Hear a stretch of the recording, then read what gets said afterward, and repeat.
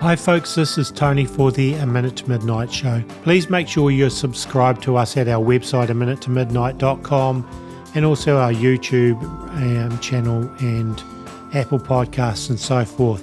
And liking and sharing our videos is much appreciated as well. Well, in this episode I want to cover a number of things associated with the tech industry, AI, robots, and also some other things like the Albert Pike statue being re-erected and some news on the economy in America particularly. And there are some other aspects of all this as well. It's kind of important to get a grasp of where things are heading. We're heading rapidly into change, which will culminate in us heading into the beast system, I believe, and Revelation chapter 13, as the Bible tells us how things will play out.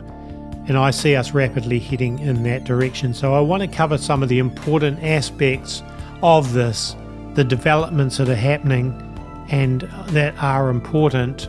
The world is changing rapidly and it is being driven by the tech sector largely. So I will just point out to you some of the important aspects of this that I have come across recently.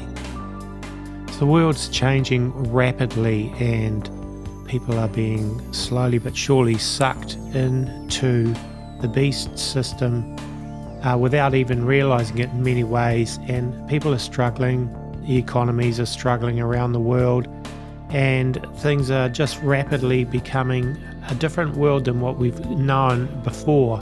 And for example, here, an article written by Joe Wilkins at futurism.com, I'll just read some little bits of it. It's titled, "Tech Workers Are in Deep, Deep Trouble." For years, any American kid eyeing a stable, future-proof job was told to learn code. Now in 2025, anyone who followed that advice faces a painful reckoning. A decade of booming computer science enrollments has created a massive pile-up of graduates entering an abysmal job market. A new report by the analyst firm Challenger, Gray and Christmas, which tracks layoffs across various industries, found that the US tech industry had the highest number of layoffs in October of any sector, with a whopping 33,281 tech workers out of a job. And the depressing economic news comes as tech companies look to be some of the first adopters of their own AI systems, a proving ground of sorts for the software they hope will bring about a new stage of human civilization.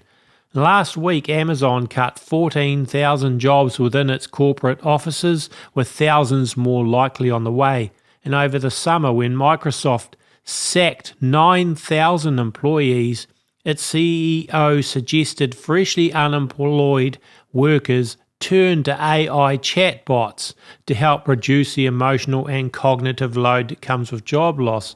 So you see, that's part of it, the whole thing getting us towards the World Economic Forum's future. You will own nothing and be perfectly happy, where they want you to become mindless digital slaves controlled by AI and sucked into the whole system with no real purpose in life.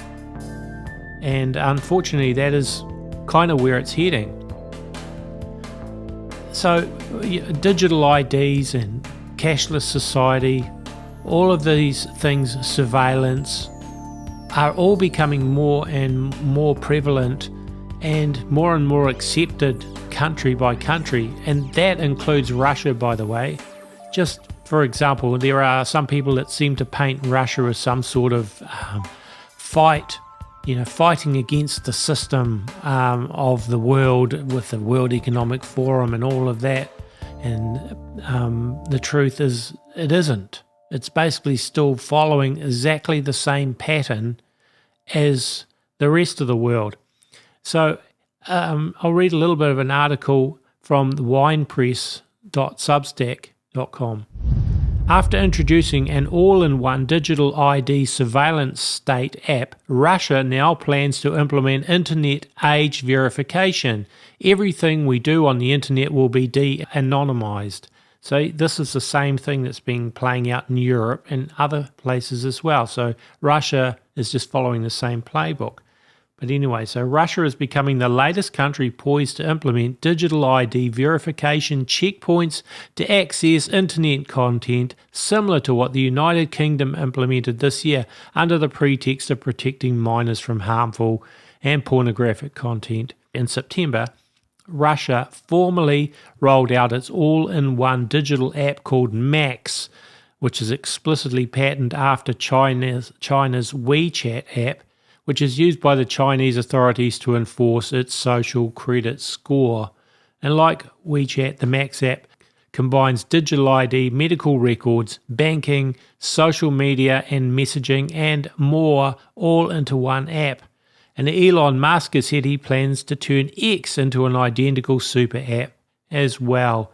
And like other countries in the West, Russia has intensified its war against VPNs too. Meanwhile, Russia is steadily implementing digital ID terminals across the country to purchase items. So basically, it's the same. Russian banks introducing terminals which have age verification through biometrics and the need for identity documents as well. So this is happening globally. It's not isolated anywhere. It's happening all over the world. And the BRICS countries are introducing draconian digital measures just the same as the West. And digital IDs are slowly but surely going to become mandatory the world over, I believe. An article here I want to read a little bit of, which, well, there's a lot I could read. It's just a matter of how much do I read. It's also from the winepress.substack. Tokenization. BlackRock's Larry Fink says we're at the beginning of the tokenization of all assets. Earlier this year, World Economic Forum founder Klaus Schwab was effectively forced out of his own globalist group he founded decades ago. Ascending to Schwab's role, Andre Hoffman, a Swiss billionaire and great-grandson of Fritz Hoffmann LaRoche, who founded the drug company Roche, and Larry Fink were selected as the interim co-chairs of the World Economic Forum. The WF, as we know, is the controversial group that tells us, among many other controversial things, we will own nothing and be happy by 2030. So this brings us to tokenization. A token, as defined by the Bank for International Settlements, nicknamed the central bank of central banks, are entries in a database that are recorded digitally and can contain information and functionality within the token themselves. Digital tokens can represent financial or real assets. These assets can be virtually anything: stocks, bonds, real estate, commodities such as food or oil, things measured in carbon or priced in carbon, precious metals, money, or so-called money, and even the individual people themselves can become a token via a digital ID. A token collects information about that underlying digital currency or asset, ownership dates, purchase, sale, transaction dates, permissions and rights, and so on. Now, the Trump administration is also racing towards this new financial system, just like everywhere else. Trump and Larry Fink, had pretty close relationships in the past too, where Fink has helped with managing Trump's finances. But in a recent CNBC interview, Larry Fink stated, I do believe we're at the beginning of the tokenization of all assets, from real estate to equity to bonds across the board. So we look at that as the next wave of opportunity for BlackRock over the next 10 years as we start focusing on moving away from traditional financial assets by repotting them in a digital manner and then having people stay in that digital ecosystem. So that's Larry Fink. And tokenization and digital ID are totally inseparable. Digital ID is not just an app on a smartphone, it's a bait and switch. It's really about your personal credentials tied to your internet and financial transactions. And former British Prime Minister Tony Blair is absolutely emphatic that about digital ID, so much so that he and his institution call it the Great Enabler. And this great enabler is digital identity. Not just a new piece of identity, but a new system for managing the information we share with government. And President Donald Trump yoking up with big data harvesters such as Palantir, Oracle, and other big tech companies to steal our private data and transactions, merged together with the likes of BlackRock, globalist institutions like the UN, the IMF, the WEF, the Federal Reserve, the Bank for International Settlements. Trump and Fink are working in lockstep together to build a digital prison state and a tokenized panopticon to usher in their golden age, built upon the ashes of the old system that is being methodically torn apart piece by piece.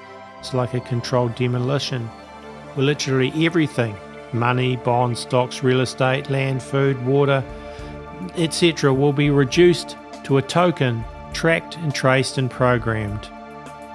Again, it comes back to the World Economic Forum's goal: you'll own nothing and be happy. Now I just want to look at something from Leo Hohmann. And at his Substack, Leo Hohmann wrote an article titled "Globalists in the EU, Canada and yes, even Trump's America are working hard to upgrade citizens from humans to digitized transhumans whose only value is in their data." Financial and technology writer Shanaka Pereira posted a Substack, this is Leo Hohmann writing, I'm just reading here, that says the European Union is fast-tracking the most comprehensive reconstruction of its monetary system since the euro's introduction in 1999. The plan is to have it in place and fully operational by 2027. The old deadline for the Great Reset of 2030 is no longer good enough. They've moved it up. And Pereira writes, by 2027, a regulatory trinity, cash, transaction caps, mandatory cryptocurrency surveillance, and digital euro prototype will fundamentally alter how 340 million citizens interact with money. The stated objective is combating an estimated 700 billion euros in annual money laundering. The unstated consequence may be the de facto elimination of financial privacy in the world's second largest economy. Of course, we know that really talking about money laundering and all that is just an excuse, and all of these things to, keep us safe and keep everything working the way the globalists want. It's basically just all bait and switch, and it's designed just to bring ultimately control on all of us. It's nothing to do with just money laundering really, or tax revenue. It's all about control. And Canada's going down the same route. Canada's federal government is quietly moving forward with a national digital ID system, slipping the plans into the depths of its 2025 budget where almost no one would notice. And Donald Trump has openly stated that the US monetary system is overdue for a technological upgrade. Trump says the current system of money based on coinage, fiat, paper currency, and paper checks like cash, etc., is decades out of date. You don't have to read too closely between the lines to know the upgrade that Trump is talking about. Digital currency, here we come. Trump signed the Genius Act earlier this year, making it easier for banks to issue digital stablecoins. And Trump has also called for a proper tracking system for all people entering and leaving the US, something that sounds an awful lot like the beginning of a digital ID. So the entire world is gravitating towards an all-new economic system based on digital IDs, digital and programmable money, and 24/7 surveillance of all transactions in real time. The government will know everything you buy, when you bought it, what you paid, and to whom. It will know your entire health history, including whether you're up to date on your shots. This is for the purpose not of safety and security, but a new form of tyranny where everyone will be assigned a social credit score and a new system of rewards and punishments, and your rights will be wiped away, replaced by government and corporate bestowed privileges. It won't happen overnight. It will be done gradually and incrementally, one at a time. So that brings me to Trump expands government's use of facial recognition while erasing oversight policy. On his first full day in office on January 21st, 2025, Trump showed us his first priority was the expansion of the AI-powered surveillance infrastructure when he invited three of the most data-hungry tech brothers to the White House to announce Operation Stargate to raise $500 billion to blanket the United States with AI data centers. Then a couple of months later, he signed a Genius Act, another technocratic game changer that lays the groundwork for a digital programmable currency. And now Trump is making it easier for Homeland Security to scan your likeness and store your personal data for up to 15 years.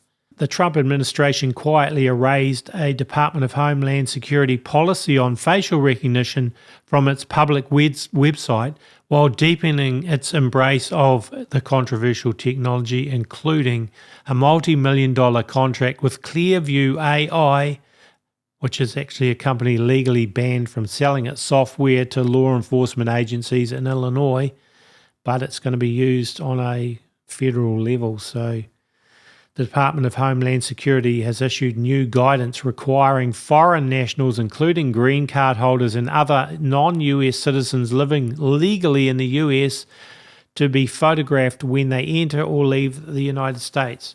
And that's at every point of entry and exit, whether it's land, sea, or air.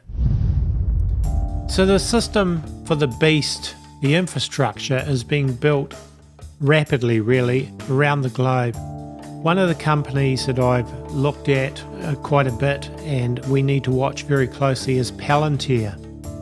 And there's an article written by Jacob Dashiell titled "Palantir and NVIDIA Team Up to Give the Globalist Surveillance State a Huge Upgrade." In that article, Jacob says the merger between chip titan NVIDIA and data mining powerhouse Palantir represents far more than a business partnership. It's the next great leap forward for the global surveillance architecture, a digital nervous system capable of tracking and predicting and influencing nearly every aspect of modern life. On paper, the two companies are collaborating to create an integrated technology stack for operational AI. In reality, this is the fusion of the world's most powerful hardware with one of the most intrusive software ecosystems ever designed. NVIDIA's GPU-driven supercomputing infrastructure will now integrate directly with Palantir's ontology, the framework that connects massive data sets from governments, corporations, healthcare systems, and financial institutions into a single unified analytical grid. The partnership effectively creates the central nervous system of what global planners call integrated AI infrastructure. It's the foundation for the so-called smart world. Smart cities, smart grids, smart transportation, and even smart governance. Each node in that system feeds data into Palantir's ontology, where it is processed by NVIDIA's AI computing engines.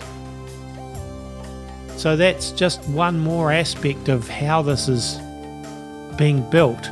And then you've got obviously the large corporations and companies integrating all of this stuff into their whole infrastructure, and that includes people like Visa that have now introduced or launched biometric digital identity initiatives for payments. Biometric verification is becoming a defining feature of how payments are made as financial institutions work to link identity directly to every transaction. Reflecting that trend, Visa has partnered with Proof, a digital identity platform, and the collaboration merges Proof's identity technology with Visa's global network, aiming to bring the same level of quote-unquote trust to online commerce that EMV chips provided for physical cards. The trusted digital identity is the next frontier for enabling secure commerce, says Daniel Sanford, Senior Vice President of Global Products and Initiatives at Visa. We're connecting Visa's global network and payments innovations with Proof's platform to fundamentally transform how identity is used in all types of transactions. Proof's system verifies users by combining biometrics, cryptographic signatures, and AI-driven fraud detection before a payment is processed. Oh boy. So the whole thing is the systems that they're saying are designed to provide convenience and protection also consolidate greater control over personal data. And this change reaches beyond banking. Biometric and digital ID systems are being connected to healthcare access, air travel, and social media verification in some regions. Together, these initiatives are creating a global framework where each interaction, such as purchasing goods, transferring funds, or signing in, can be permanently linked to a verified identity. Some of that I got from reclaimthenet.org. And then you combine that with robots, and you've got AI obviously very much at the forefront, but let's not forget where robots are heading. So yeah, robots are also a big part of the future. That's what the elite believe, and I'm sure as we're already seeing it, they are taking over more and more, taking away jobs and so forth in all sorts of industries. But according to the World Economic Forum, they'll be walking among us in 4 to 5 years, humanoid robots. The joint World Economic Forum annual meetings of the Global Future Councils and Cybersecurity concluded on October 16th with discussions ranging from neurotech to food liberation and tech regulation. And speaking during the panel called Regulation Friend or Foe, Sandbox AQ CEO Jack Hidary said that humanoid robots would be entering society by 2030. This is going to be a very big shock to the system as we now have humanoid robots, entering into society. That's only 4 or 5 years away, he stated. Right now in this room, as far as I know, we're all human, he said. But 4 or 5 years from now, at this very room, when we have a Global Leadership Futures Council of the World Economic Forum in the UAE, we're going to have humanoid robots in this room, said Hidary. They'll be robots, they'll be sitting in a chair, they'll be taking notes or doing other things, and we're going to have to grapple with this as governments, as regulators, and as companies, he said. So, man, what a crazy looking future we're heading into. So going back to Palantir, Palantir Technologies now has a landmark deal with Lumen Technologies, a telecommunications giant, to embed its artificial intelligence platforms deep into global communications networks. The partnership commits Lumen to spending $200 million on Palantir's AI software over the coming years, transforming Lumen's vast digital infrastructure into a conduit for real-time intelligence. Lumen CEO Kate Johnson hailed it as the holy grail for businesses. From its inception, Palantir's Gotham and Foundry platforms were designed for the intelligence community, predictive analysis for counter-terrorism, supply chain optimization for the military, and increasingly the granular tracking of individuals across borders. Palantir's footprint spans the globe, woven into the fabric of allied defence apparatuses. In April, NATO awarded the company a contract to integrate its Maven Smart System, which is an AI-enabled battlefield tool, across member states. That's member states of NATO, of course, promising decision superiority through automated targeting and intelligence fusion. The UK Ministry of Defence followed suit in September, unveiling a £1.5 billion strategic partnership to propel military AI innovation, complete with up to 350 new jobs in defence tech. Boeing too has deepened its ties, embedding Palantir's AI into its defence operations for supply chain analytics and operational streamlining. And in the US, a $10 billion Army contract ensures Palantir's software will underpin data strategies for the next decade. Some of that I got from discernreport.com. So basically, you wonder how is a lot of this stuff going to be integrated into countries around the world. You think Africa and many of the third world countries. But if we look at India, more than 1 billion people now hold a digital ID in India. Adoption surged, much of it presented as voluntary because it made daily life easier. With a single identity, people could access their money and make payments faster and more reliably than they could before. And that convenience is being portrayed as a powerful thing. So India's experiment, shows how fast a digital ID system can scale. It began with a clear incentive, access to services and payments, and then expanded into a core layer for daily life. That same pattern could play out anywhere in the world. So what starts as an option can then later become a gatekeeper. And the digital ID is the linchpin of the United Nations push for global surveillance. Whether you agree or not, that's the fear. And once a country builds the infrastructure, it becomes very hard to roll it back. Once a digital ID is required to pay, travel, or get online, it becomes a lever. It can track your activity, flag your behaviour, and punish dissenters. You might find access throttled if you speak out. You might find a purchase is blocked if it clashes with policy. And China's technocratic surveillance state, brought to you by no other than America's big tech, really, and designed for global application. So we've seen, how India's gone. Well, China, as we know, is the ultimate surveillance state at this point. But China's surveillance regime is often depicted as a uniquely authoritarian system, a dystopian fusion of cameras, algorithms, and totalitarian ambition. But a growing body of evidence shows that the foundation of Beijing's digital panopticon was not built in isolation. It was quietly funded, equipped, and technologically enabled by the very institutions that claim to defend freedom: American corporations and the US government.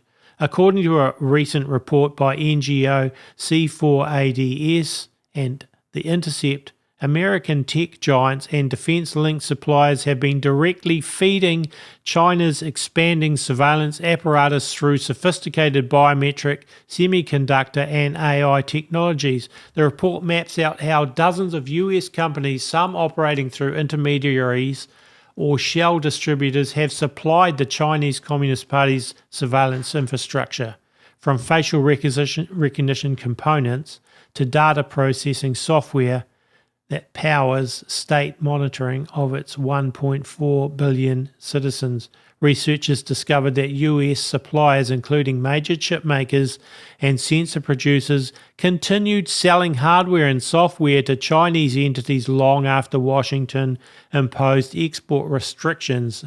They did so indirectly by routing shipments through subsidiaries or rebranding products under neutral names.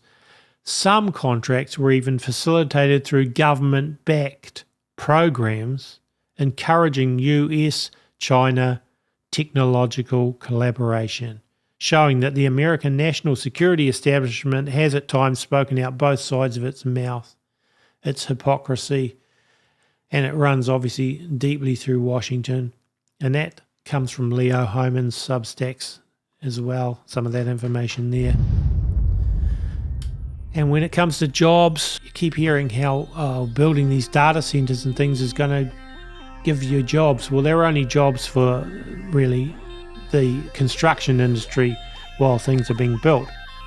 Because, for example, Amazon is planning to replace 600,000 of its jobs with robots as they automate 75% of their operations. The New York Times got a hold of an internal Amazon plan to replace 160,000 planned hires with AI-fortified robots by 2027, and a total of 600,000 by 2033. And Amazon estimates will shave 30 cents off every product they ship, which save customers $2 billion per month, or $20 per customer per month.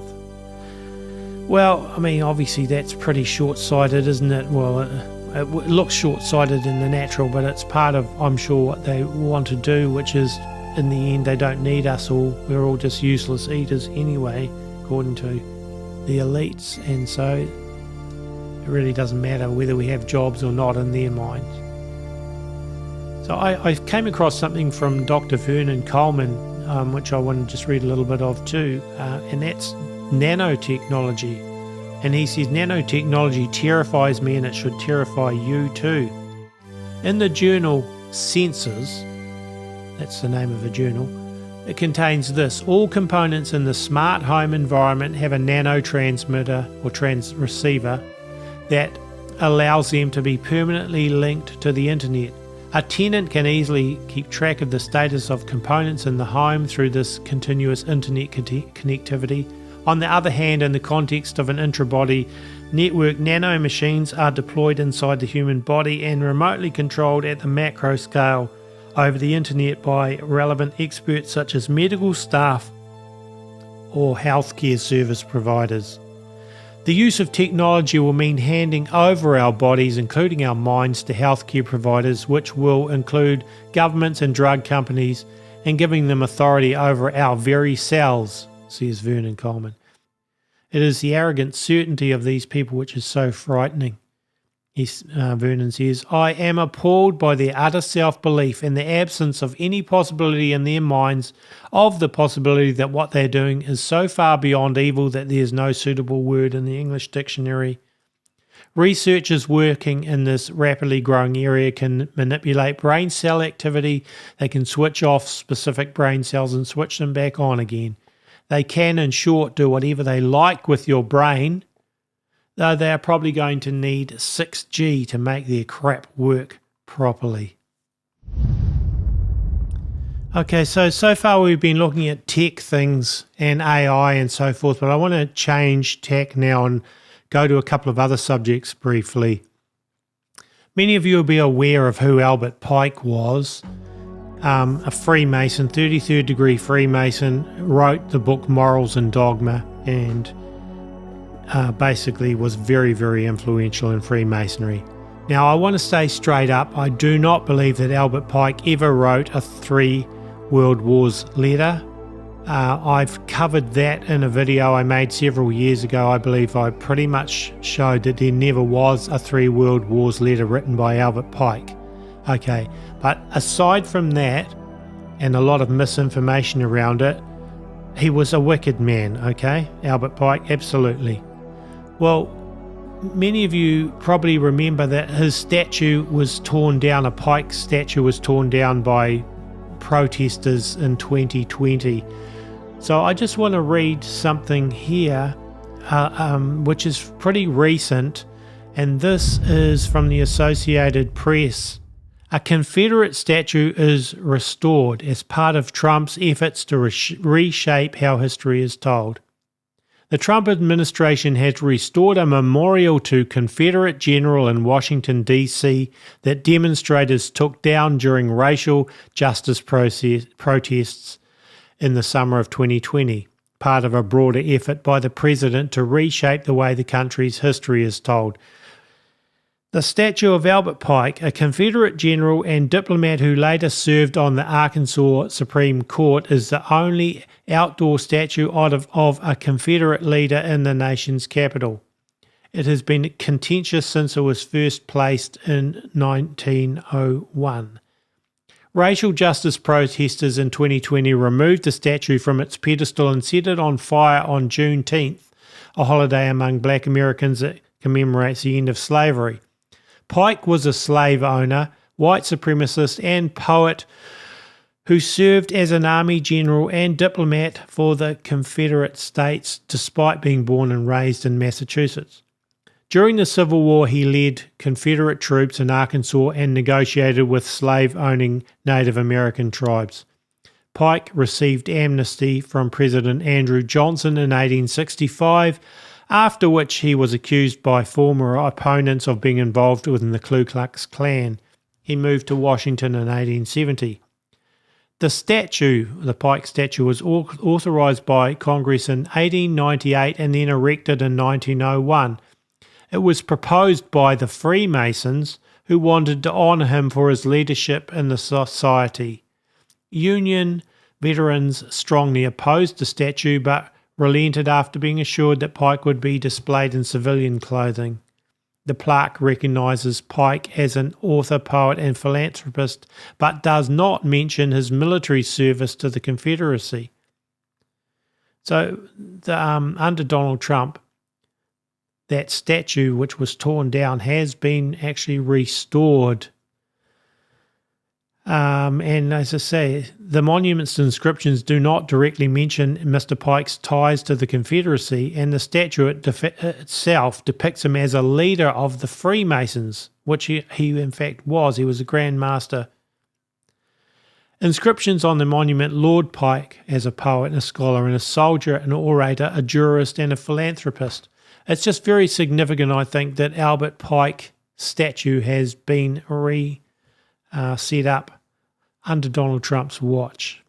So I will leave it at that with Albert Pike. And another aspect I just want to cover briefly is what's going on with the Islamic takeover. It seems it's happening in many countries, but let's just look a little bit at the US at the moment.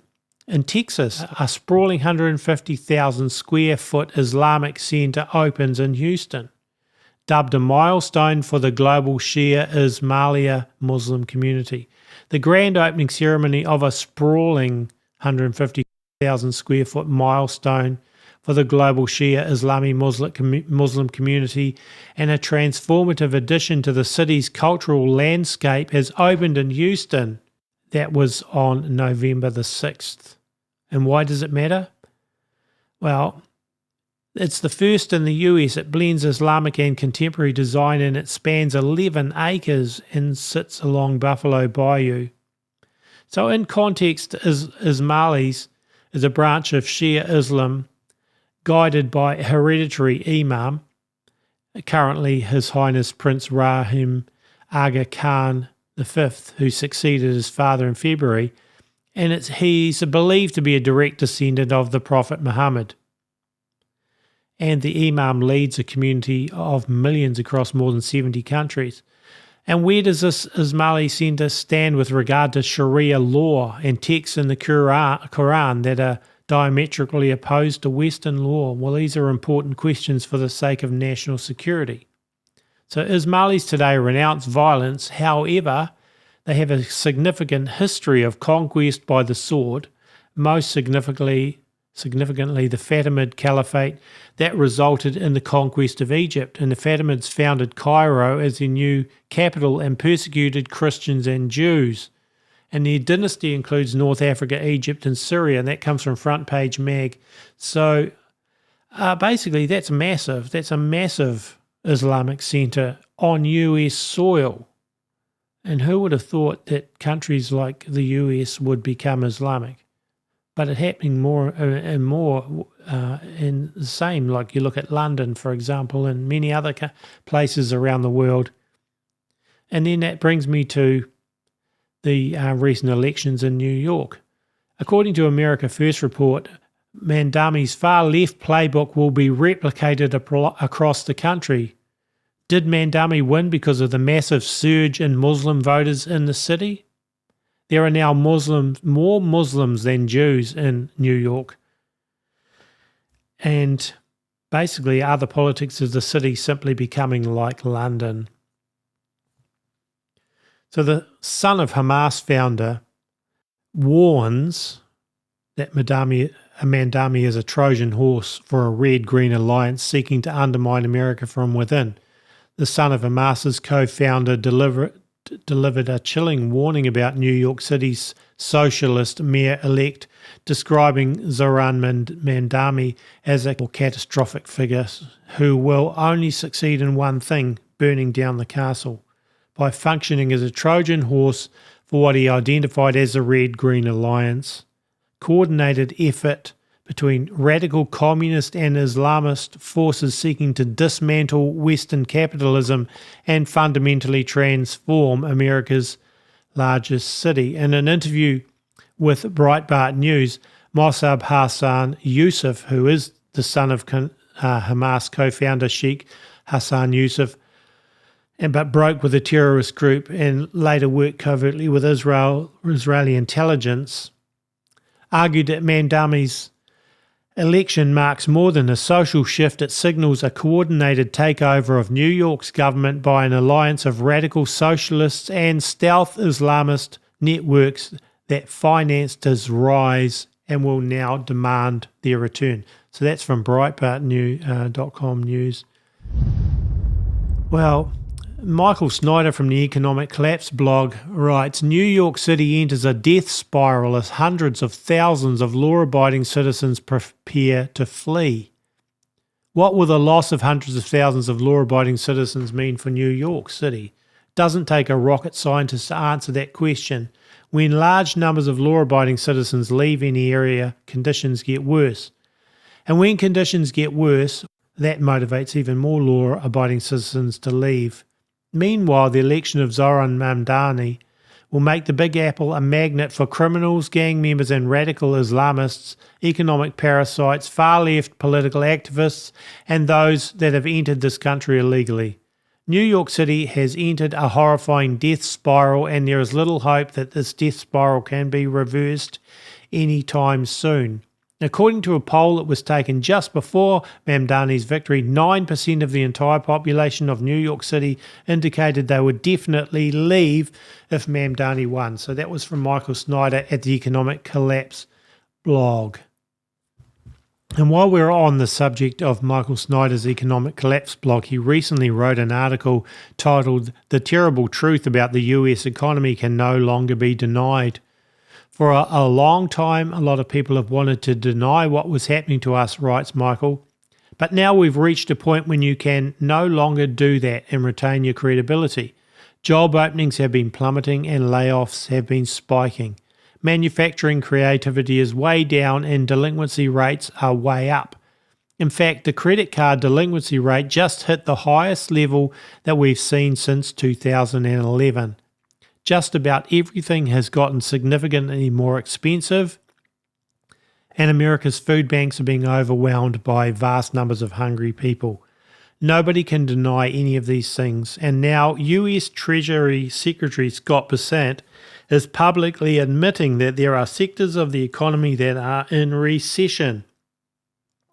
Treasury Secretary Scott Bessent and Stephen Murrin, President Trump's appointee to the Fed's Board of Governors, who is on a temporary leave from his job leading to the White House's Council of Economic Advisors, this week struck a downbeat tone about the health of the world's largest economy.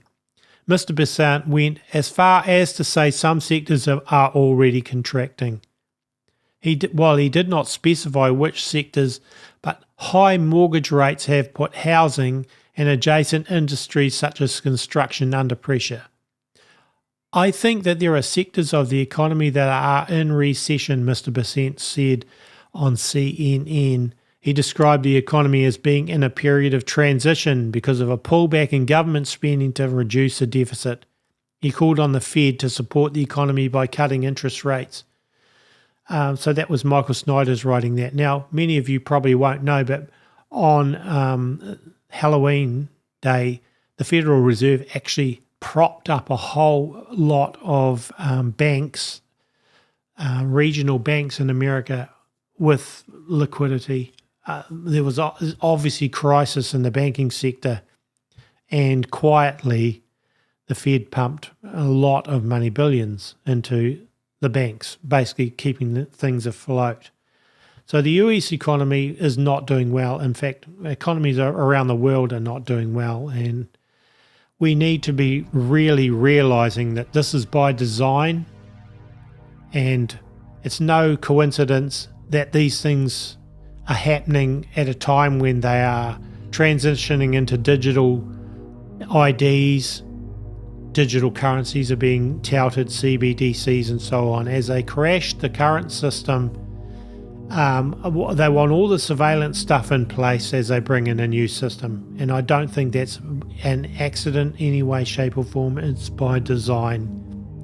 We're heading into the beast system. The book of Revelation tells us what it's really going to be like, where no one can buy or sell without the mark of the beast at some point, and it may not be in that distant a future. So we need to realize this is where it's going. Trust in God alone at this point, realizing that we are dependent on Him. Make sure you have your faith in Jesus Christ, no other God. No one else can deliver or set you free. It's important to realize our home is not on this earth anyway. We're just sojourners here if we're Christians. And things are going to get tough. I think doing physical preparation is important. Being spiritually prepared is obviously the most important thing, because it's going to get tougher as we go forward. So that's pretty much all I wanted to cover in this video today, or this podcast. Please make sure you subscribe to us at aminutemidnight.com, and if you want to donate to us, that's always appreciated, since we run it 100% by donations, and you can do that at our website, aminutemidnight.com. So God bless, and God willing, we will be back with more videos in the very near future.